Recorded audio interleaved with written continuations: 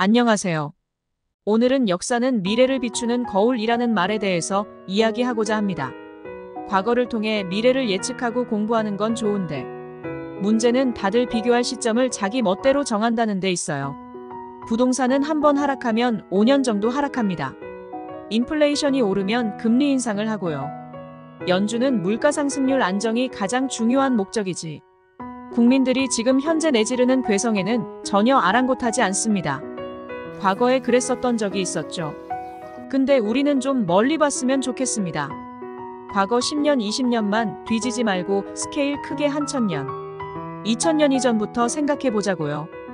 2000년 전에는 세계를 제패한 유일무이한 나라가 있었죠. 뭐 다들 알겠지만 로마 제국입니다. 로마 제국은 전 세계를 지배하는 나라였고, 전 세계의 온갖 상품들이 거래되는 세계 무역의 중심지였죠. 그리고 그런 상품들은 로마의 영토가 커지고 힘이 세질수록 더욱 더 많아졌겠지요. 근데 문제가 있어요. 상품은 있는데 그걸 치러줄 화폐가 없는 거죠. 당시 로마는 현대사회의 종이가 아닌 데나리우스라는 은화를 사용하고 있었는데, 이건 달러처럼 파바박 찍어낼 수 있는 게 아니잖아요. 그리고 주조하는 것도 문제지만 종이 달러랑은 다르게 은화 자체가 실물의 가치도 갖고 있었기 때문에 늘어나는 시장에 맞춰 은수급도 원활하지 못했죠. 그렇게 화폐가 안 돌다 보니 경기는 침체에 빠지게 됩니다. 우리 몸이 피가 부족하면 조직이 썩어버리는 것처럼 말이죠. 그렇다고 원시시대처럼 물물거래할 수도 없고 말입니다. 그래서 네로 황제 시기에 최초의 로마판 양적 완화, 은화 함량 평가절하가 시행되었습니다. 은화순도 낮춰서 통화량 늘리자는 거였어요. 물론 처음에는 심하진 않았겠죠. 전체 함량의 10% 정도, 통화량을 1.1배 정도로 늘린 거였습니다. 근데 원래 사람이란 게 한번 방향성이 정해지면 반대로는 못 가잖아요. 처음이 어렵지 일단 한번 찍어냈는데 2번이라고 못 찍어내겠냐 이 말입니다. 미국도 보세요. 금융위기 때 한번 양적 완화 맛을 보더니 툭 하면 돈 찍어서 해결할라 그러잖아요. 아무튼 기원 후 60년쯤 시행된 로마의 양적 완화는 세대를 거듭하면서 점점 심해졌습니다. 그리고 로마의 경제체질도 점점 상품을 만들어 파는 수출국에서 화폐만 수출하는 순소비국으로 바뀌어가고 있었습니다. 네, 이거 어디서 많이 들어본 얘기다 싶죠?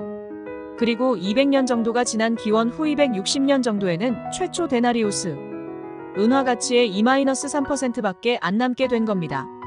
200년 만에 돈 가치가 약 150 토막 난 거죠. 그리고 거기서 다시 110 토막 나는 데는 채 20년이 걸리지 않았습니다.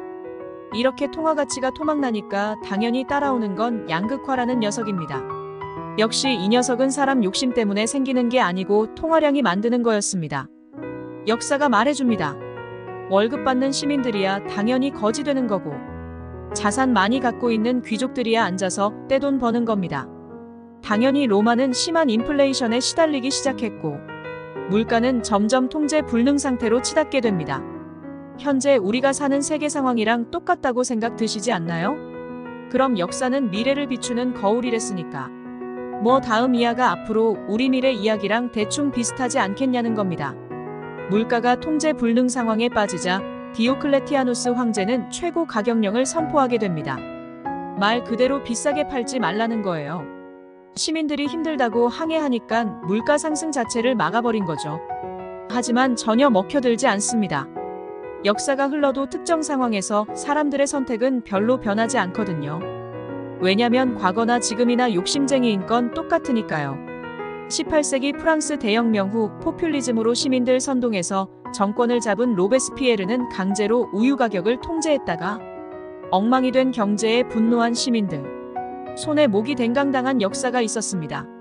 아무튼 당연히 최고 가격령은 실패하고 황제는 데나리우스를 대체할 순도 100%의 아르겐테우스 은화를 만들어 통화 시스템을 안정시키려 했으나 은수급이 어려워 실패해버렸습니다. 군인들은 월급으로 은화가 아닌 현물미를 달라고 했고, 결국 그렇게 약해진 국방력은 로마를 반으로 쪼개지게 만드는데 결정적인 역할을 하게 되어 전쟁 난 겁니다. 그 이후는 어떻게 되었을까요? 사람들은 통화에 대한 신뢰를 잃어버리고 한동안 신용화폐가 아닌 상품화폐를 사용하게 됩니다. 그냥 금이나 은, 귀금속 등을 무게로 달아서 물물 교환하기 시작했습니다. 이런 것을 보면 대충 앞으로 현재 우리가 살고 있는 세상도 이와 매우 유사하게 흘러갈 스토리라 생각이 들긴 합니다. 일단 SVB 파산으로 인플레이션 통제는 실패한 것 같으니 화폐는 더 찍어낼 테고 인플레이션은 더 심해질 겁니다. 자산 시장은 많이 오를 수 있을 겁니다. 사람들이 고물가에 고통받으면 대충 가격 통제령처럼 강제로 시장 경제를 통제하려 할 테고 당연히 실패할 겁니다. 그리고 몇 차례의 통화 개혁을 시도할 것이나 이미 한번 잃어버린 신뢰는 처음부터 시작하지 않는 이상 복구하기 어려울 거고요. 그럼 처음부터 시작하려면요. 전쟁에 기대하는 수도 있겠지요. 그리고 그렇게 적당히 여기저기 터지고 시끄럽고 할 때는 화폐제도 같은 게 어디 있겠습니까? 은행 인출도 안 될 겁니다. 금을 아예 들고 다니면서 나눠 팔고 그렇게 생활해야 할지도 모릅니다. 그리고 부채가 정리될 만큼 사회가 터지고 나면 그때는 신용화폐 제도의 단점을 보완하기 위해 어떤 현물에 연동된 새로운 기축, 통화 시스템이 어떤 새로운 나라에 의해서 만들어질 것 같기도 합니다. 근데 그게 미국은 아닐 수도 있어요. 금일 수도 있고 은일 수도 있겠지만 과연 금이나 은이 현재 전 세계 경제 규모를 감당할 정도로 충분히 공급이 될까? 라는 의문도 있고요. 오히려 현물이 아니고 그 자리를 수량이 한정된 코인이 먹을 수도 있을 수도 있습니다. 가상화폐의 장점은 0.00000001까지 도 쪼갤 수 있는 거니깐요. 역사는 미래를 비추는 거울이랬으니까 우리 이제 자꾸 양치기 소년 파워리 형 입은 그만 보고 그냥 역사책을 좀 더 보는 게 나을지도 모르겠네요. 그리고 현명한 자는 늘 말씀드렸듯이 지금 움직입니다. 오늘은 여기까지 하겠습니다.